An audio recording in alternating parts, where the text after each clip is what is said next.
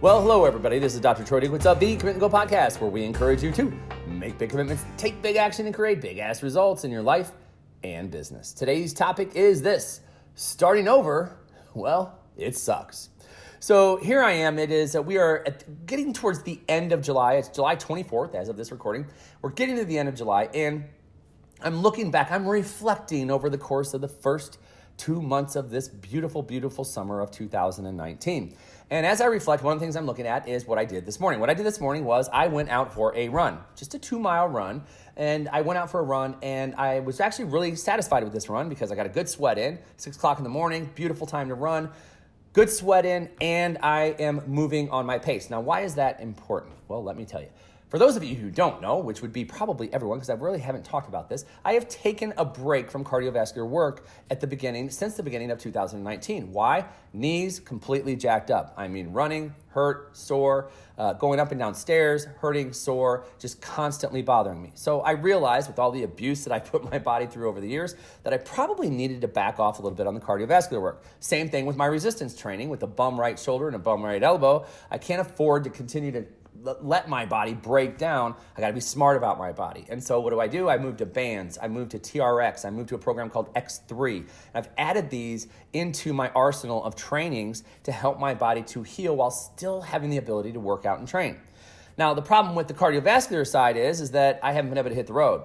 I hop on my bike once in a while. It just doesn't have the same effect as it does getting out and hitting the pavement. Now, if you've heard me ever talk about running before, you know that I do not like running. However, the problem with running is for me personally, one of the best things that I do that help me to keep weight off.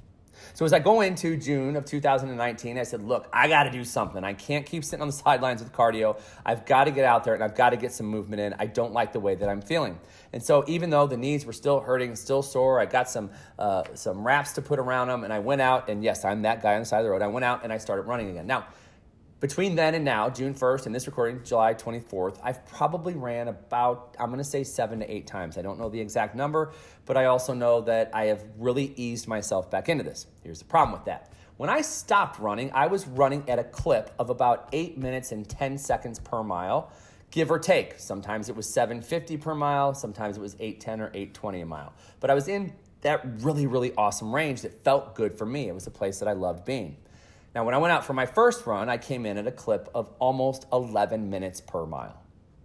Now, you can imagine how frustrating that is because it took me years to get to that point of being able to run an 8-minute mile, and now all of a sudden I'm turning around and looking at this 11-minute mile, losing 3 minutes per mile on my run.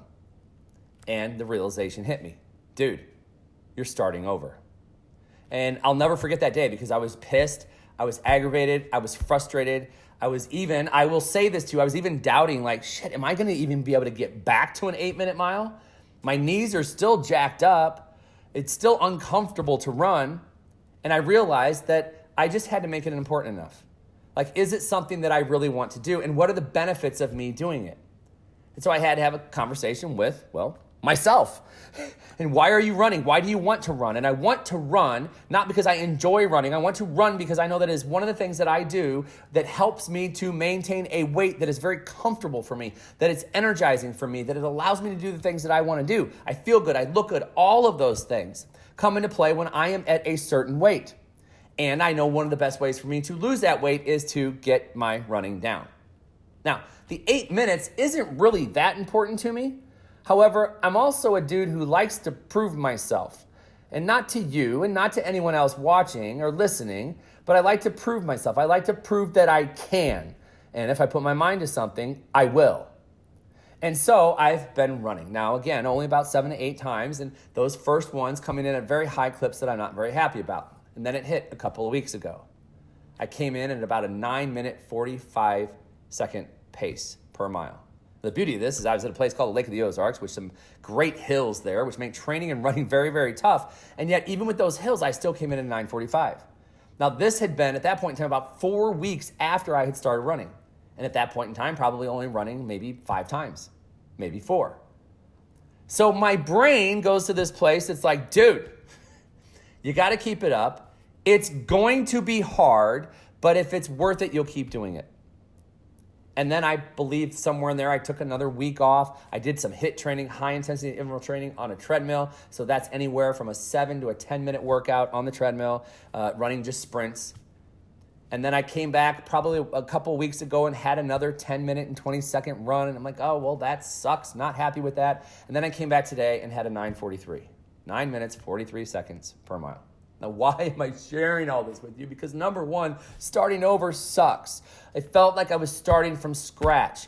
Even this morning, 6 o'clock in the morning, out on the road, hitting the pavement, and my right knee telling me to screw off, and my left knee going, hey, you got that. But then finally on the turn, coming back in the middle of the second mile, my left knee going, not sure if you got this right now, and my right knee still screaming at me. You have to fight through the pain barrier. And what I did to fight through the pain barrier is I actually went faster. My first mile was sitting at about a 10:20. So it tells you the speed that I had to go to be able to get it down into a 9:43 average to finish the run.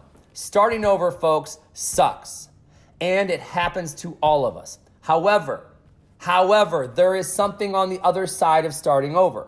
It helps you to identify your character. It helps you to identify how bad you want something. Right now, you can think about something that you stopped. You stopped working on a project and you just haven't started it back up again. You stopped maybe pouring into your family and haven't poured back into them in weeks or months. You stopped working on something for work. You stopped working on your own health because shit happened.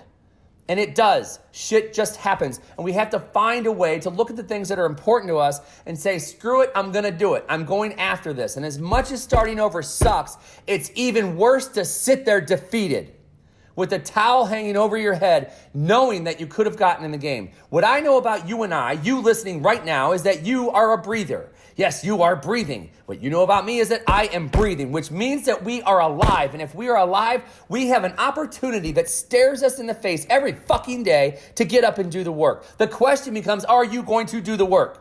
Are you going to look at the project that you keep saying you want to start, saying you want to get back into action with, and finally take the action and launch? Are you going to finally start pouring into your family the way that you said you were, even though you may have fucked it up over the course of the last 3 weeks, 4 weeks, or 4 months? Are you going to finally get back to taking care of yourself, doing something about your health? Stop drinking, stop sedating. Are you finally going to do that? Yes, it's hard to start over. Starting over sucks. But anything worth anything in this life takes work. And the heart of a champion says, I'm going to get back in the game and I'm going to do what it takes to get to where I want to go. If you're somebody who stopped drinking and all of a sudden, I guess it's fall off the wagon, right? You fell off the wagon, you're like, shit, now you feel bad and you feel shameful and you point fingers at everyone and you call yourself a victim. How about you just start over and you start over today? If you're the person who started something in your business and your team was all excited about it and all of a sudden you stopped doing it because something personal came into your life and it blocked you from following through on what you said you were going to do, just start over today. And don't go tell everybody what you're going to do. Show them. As the expression goes, show me, don't tell me. So you grab the bull by the horns and you start taking action and you become the leader that people need to see, that will inspire others to want to take action. And even if it doesn't inspire them, then what it does do for you is it allows you to continue to dig deep and go after what it is that you want. I will hit an 8-minute mile again. And yes, you will hear about it. Because starting over sucks. But sitting on the sidelines and losing is even worse to me. I'd rather put it all out on the field and know that I gave it my all than to have never tried at all. Folks, you have nothing to lose today. Absolutely nothing to lose. If it's time for you to ante up and put your chips back in the middle and double down on yourself again, go for it.